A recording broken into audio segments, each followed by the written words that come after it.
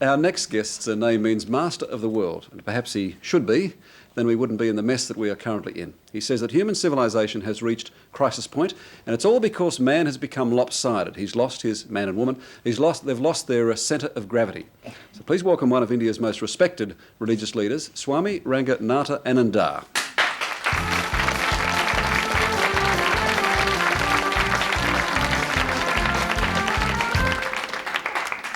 Welcome, sir. Thank you. Yeah. This is not your first visit to Australia. You're telling me you came here in 58 and you come here almost every other year. Yeah, since 71, almost every year, I come, part of my round the world tour, lecture tour. This tour at the moment is, in fact, I understand, a peace through religious understanding. Given what happened in Libya yesterday, this is the International Year of Peace, so they have used this as the theme for the various talks in various parts of Australia during this visit. Yes. Otherwise, other subjects were there before. I see. So, Yeah. but very timely. Because of the peace, International Year of the Peace. Do you worry when you see, as a holy man, do you worry when you read newspapers like yesterday or today about a Libyan situation? I do worry, but I know that these have been going on for ages, and it will go on, and improvements will come, so I don't worry too much. Yes. If you study Will Durant's book, that famous American historian, Will Durant, yes. Will Durant, yes. Story of Civilization, he has written an 11th volume known as Lessons of History, about 99 pages. Very interesting to study. People commit the same blunders again and again. Very few people learn. But sometimes great movements come, great developments come, then peace and harmony come also in society.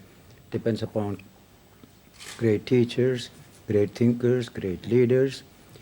Some such period is going on now, though these things are going on around, but there are also positive forces working to create harmony and peace in the world. Yes. So in the newspapers you get things very frightening, but down below beautiful ideas are growing, bringing humanity closer and closer together, what was 50 years ago and what it is now. Today we have a mankind awareness which was not there. Racial, national, sectarian. Today you have a mankind awareness.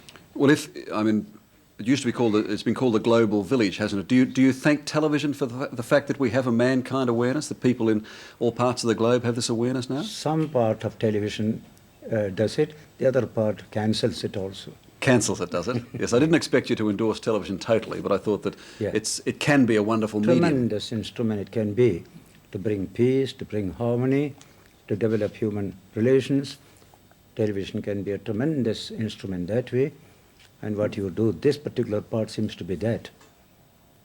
Seems to be that? Yeah. I thought you said dead. That positive side. All right, well, thank you. We hope it is.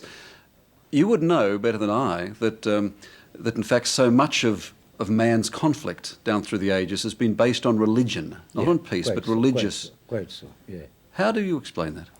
Because religion itself is beyond all these conflicts. It is meant for peace and love and harmony. When it is influenced by socio-political forces and it succumbs to it, then it becomes narrow, parochial, tribal, leading to conflict, intolerance, violence and war. Even suppressing the spirit of science also. Religion does it.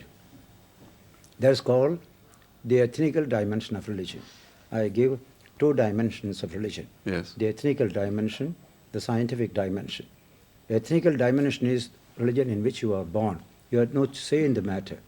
You are just born in a particular family. A Catholic Christian, or a Jew. Christian, Hindu, yes. Jew, anything. Yes. But the scientific dimension is when you seek it. Without seeking, there is no science. So when you seek to be religious, that means you become spiritual. But you're not talking about someone who changes their religion necessarily, but it's someone who decides they will try to be a good Catholic or a good Jew or a good Hindu. Beautiful. That would be a beautiful idea, provided it doesn't end up in being merely Catholic. You must be able to rise beyond that particular limitation. There you have the global concept of religion, a universal concept of religion. Science will take us in that direction. For example, science is universal.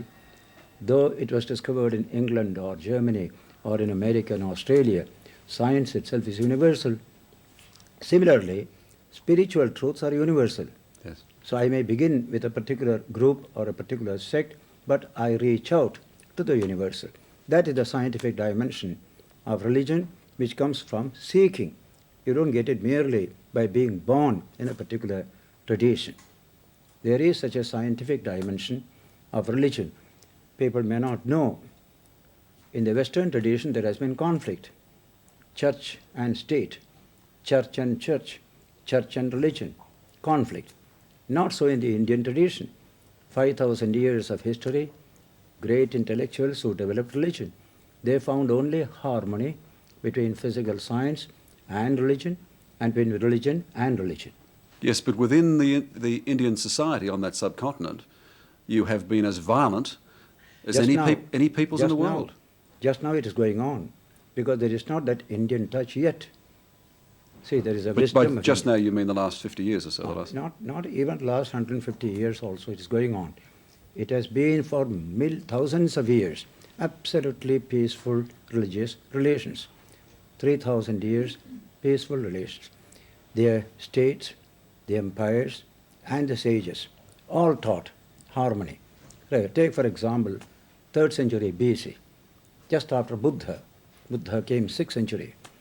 One of the greatest emperors of India was Ashoka, the Mauryan emperor, 3rd century BC. He wrote inscriptions on rocks and pillars that in religion, harmony, not concord, is the right way. Yes. Let's have a look. Earlier in the week, we in fact we showed some film taken in America of children being asked, is there a God? Is he alive? Is she alive? Etc. I want to play this to you, and then we'll come back and talk about God. Have a look at this. God doesn't have to be a person. He could always be something like an ant, a bird, something else. What does God do? What's God's job? What's his job? Yeah.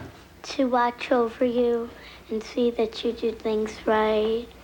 He's really happy because he just saves someone. He's everywhere, so he could be on people's heads and they don't even feel it. Now, I'd like your reaction to that, but you have said, in reaction, you have said that you think that you believe that God is dead as we understand him. God, as the bearded old man in the sky, is dead because there is no proof for it. But God represents the highest conception of reality, and in India we place God in man, in nature, not outside nature. We have no supernatural in Indian thought, in Vedanta. Superphysical, supersensory, supernormal, but not supernatural. Our concept of nature is the whole of reality is treated as nature. So divine nature is also part of nature. So that divine nature is present in every human being, in every child. How to manifest it, how to unfold it, that is the science of religion. All right. Well, can you explain to me further in that then why in ungodly places like Russia and Cuba and the communist world you are invited back to talk to them and preach to them? Because they found that whatever we speak from India is meant for the good of all. We have no enmity towards anybody. For 5,000 years, this culture has existed. It has never had any aggressive policy towards any nations throughout history.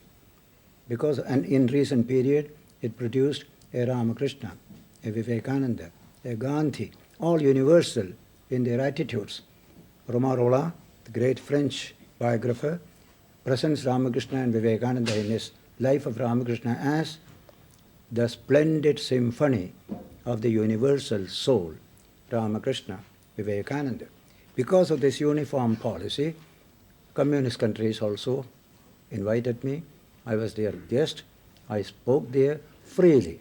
Nobody asked me to cut down my speech in a particular direction. But again, you speak, is that because you don't pose a threat at all to the institutions? You speak of God as inspiration from inside. In the heart of man. Yes. God hidden in every human being. We have to unfold it, just like fire is hidden in a matchstick. Now we tell children, fire is hidden in a matchstick. Children will say, no, I touch it, it is cold. I said, hidden in a matchstick, yes. In a matchstick. Yes. But I say fire is there. But there's a science of it. But I don't find it. Yes, if you find it, wait. You strike it, fire will come. That striking is the most important thing. There comes the technique of growing spiritually. There's a wonderful, you have heard the word Vedanta, Yoga. They all represent this scientific approach to religion to unfold the divine possibilities hidden in every human being. So striking is needed to produce the fire. But one more condition is needed. The matchstick must be dry. If it is wet, a whole box of matchsticks won't create fire. So the mind must be in a particular condition.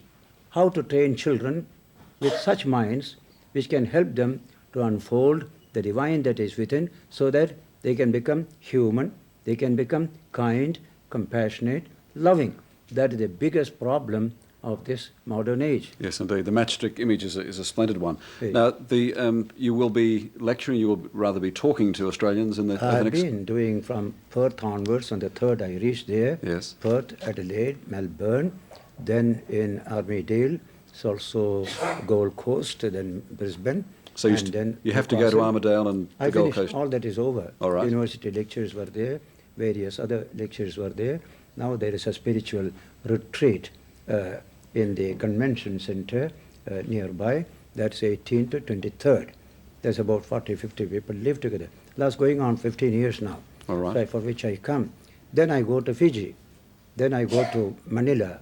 Then I go to Japan, America, from Seattle to New York, so many cities. Then Holland, then Belgium. And finally you get home. East and West Berlin, then West Germany, then Mauritius, then back on 3rd July. A much-travelled holy man. Will you please, thank you for your time. Will you please thank the Swami for